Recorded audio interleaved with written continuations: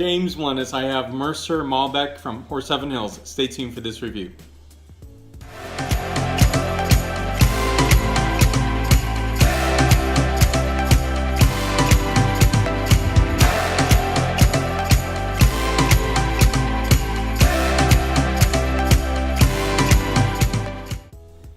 So now I was in Washington in March of this year, 2017, and unfortunately I couldn't do a site tour of each specific region in Washington. And of course, it's a big state. I do love Washington. I love their wines. I love their food and wine culture. It's a great scene. So here's what we have before us.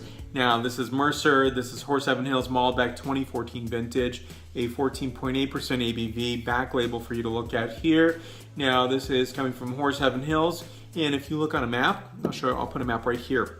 Now, Horse Heaven Hills is say on the western portion of Walla Walla on the Columbia River itself, on the very southern portion of Washington State. I've seen some beautiful photographs, and what I like about it is it's absolutely gorgeous, first of all, but secondly, it is not going to look like Napa or Sonoma or Santa Barbara or Paso Robles or any other wine country in the world. I love what Mercer's doing. This Malbec is really handsome, gorgeous. This is not going to be an Argentinian Malbec because I think there's such variation in Argentina itself. Mendoza has a huge region, and there's so much. Of course, Malbec is the national grape, so to speak. You are getting fantastic production, and I think it's it's a much smaller scope of, say, Malbec. It's been part of the scene in terms of the Bordeaux varieties that are grown in Washington State. This is 92 points out of 100 points. First is the scent characterization. This is dense and inky. I was looking at this, and some other Malbecs I was comparing this against are really a little more vitreous. You can see through it. This one is not. It's very, very dense, very nice weighty texture to this wine, and I actually really enjoy that because I want something to experience and taste, not really swallow rapidly. And that goes for definitely some wines. When I think of white wine's a very different characteristic weight altogether. I don't expect it to be like a red wine. But for me, I think sometimes this is where I need to slow down when I'm drinking wine, and especially with a really nice, beautiful texture, heavier texture. I really slow down with that and experience the wine itself. So on this, I'm getting notes of Loch Ness blackberry.